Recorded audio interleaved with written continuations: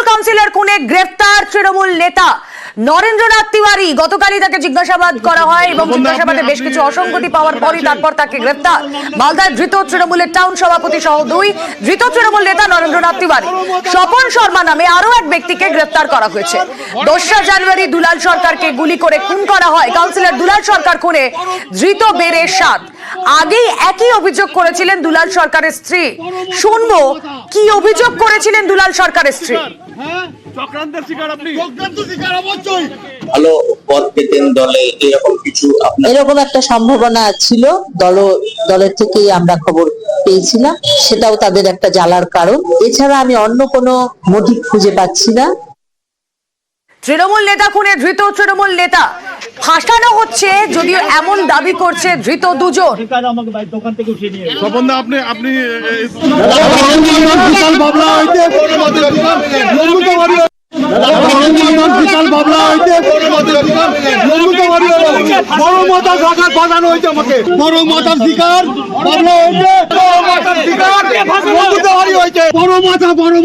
নন্দুদা আপনি কি চক্রান্তের শিকার? হ্যাঁ, চক্রান্তের শিকার আপনি। চক্রান্ত শিকার অবশ্যই, বড় মাথার শিকার, বড় মাথার শিকার, বড় মাথার শিকার বাবলা হয়েছে, বড় মাথার শিকার আমি।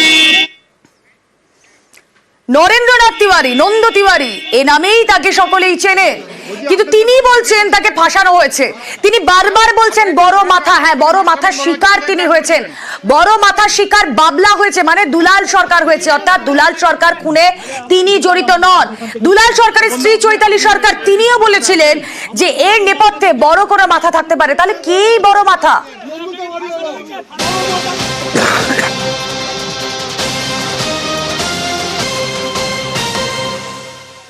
কাউন্সিলর দুলাল সরকার খুনে এই মুহূর্তে ধৃত বেড়ে 7, কিন্তু সব থেকে গুরুত্বপূর্ণ তৃণমূল নেতা খুনে যে তৃণমূল নেতাকে গ্রেফতার করা হয়েছে নরেন্দ্রনাথ তিওয়ারি, তার কি ভূমিকা ইনি আমরা আলোচনা করেছিলাম আমাদের প্রতিনিধি সেবক দেব শর্মার সঙ্গে। আরো একবার চলে যাই, সেবক রয়েছেন সঙ্গে। সেবক, ধৃত 2 খুব স্বাভাবিকভাবেই তারা বলছেন তারা এই ঘটনায় জড়িত নন। তারা বলছেন, নন্দ তিওয়ারি বলছেন যে তিনি বড় মাথার শিকার, বড় মাথার শিকার বাবলাও হয়েছে।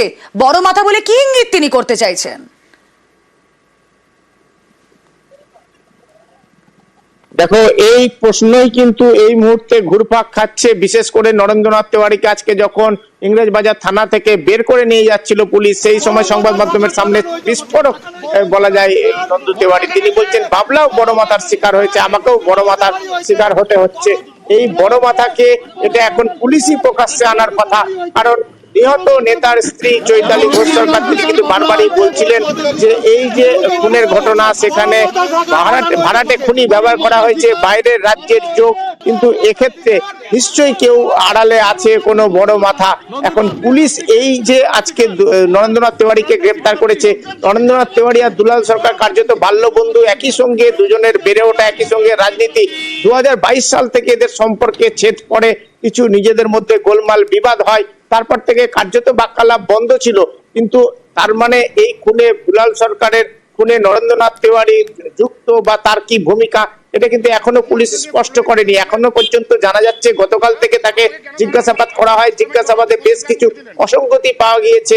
আর স্বপন শর্মা যিনি গ্রেপ্তার হয়েছেন, তিনিও কিন্তু 80 এবং 90-এর দশকে একাধিক অপরাধের সঙ্গে যুক্ত ছিলেন। তিনি যথেষ্ট কুখ্যাত ছিলেন, বহু অপরাধে সেই সময় তার নাম জড়িয়েছিল। এই স্বপন শর্মা প্রায় বছর 65, এই স্বপন শর্মা এবং নরেন্দ্রনাথ তিওয়ারি দুজনের মধ্যে কি সম্পর্ক, দুজনে কেন দুলাল সরকার খুনে যুক্ত থাকবেন, অনেক প্রশ্নের উত্তর কিন্তু এখনো অধরা।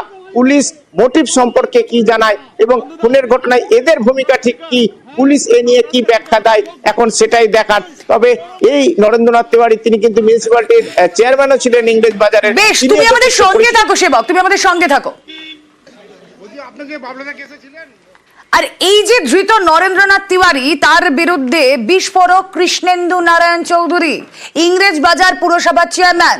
কৃষ্ণেন্দু নারায়ণ দাবি করছেন আগেই দুলালকে খুনের ছক কষে নরেন্দ্র, তাকেও খুনের চেষ্টা হয়েছিল, এমনটাই দাবি করছেন কৃষ্ণেন্দু নারায়ণ চৌধুরী। নরেন্দ্রনাথ তিওয়ারি আপনাদের শহর সভাপতি, আগে চেয়ারম্যানও ছিলেন। প্রথমত সভাপতি বলার কোনো ভূমিকা ছিল না, এলাকাতেও নমিনেশন পাইনি। তারপর একটা গন্ডগোল হয়েছিল 22 সালে, সেই 22 সালে গন্ডগোলে নন্দ জড়িত ছিল। তারপরে নন্দ বলতে আমি বাবাকে যেখানে পাবো অনেককে বলেছে, আর স্বপন শর্মা হচ্ছে সিপিএম এর কন্ট্যাক্ট কিলার, আমাকে অনেকবার খুন করার চেষ্টা করছিল। নিতাই মার্ডার কেসে ও কনভিক্টেড হচ্ছে, কলকাতা থেকে জামিন নিচ্ছে, পুলিশ তথ্য পেয়েছে বলেই তো গ্রেপ্তার করছে, হঠাৎ করে তো গ্রেপ্তার করবে না।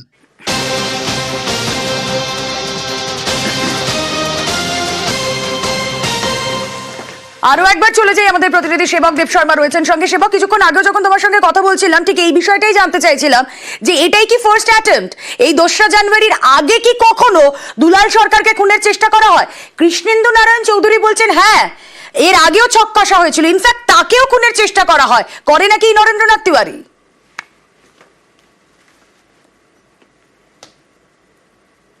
দেখো, কৃষ্ণেন্দু নারায়ণ চৌধুরী যেটা বলছেন যে তাকে খুনের ছক কষা হয়েছিল, সেক্ষেত্রে তিনি বলছেন স্বপন শর্মার নাম, এবং আমরা জানি স্বপন শর্মার বিরুদ্ধে এর আগেও কৃষ্ণেন্দুর উপরে হামলার অভিযোগ উঠেছিল। আর এই নরেন্দ্রনাথ তিওয়ারি সম্পর্কে কৃষ্ণেন্দু নারায়ণ চৌধুরী বলেছেন যে নরেন্দ্রনাথ তিওয়ারি যুব মানে শহর সভাপতি হিসাবে তেমন সক্রিয় ছিলেন না। বাবলা সরকারের সঙ্গে গোলমালের পর বাবলাকে গুলি করার কথা বলেছিলেন নরেন্দ্রনাথ তিওয়ারি।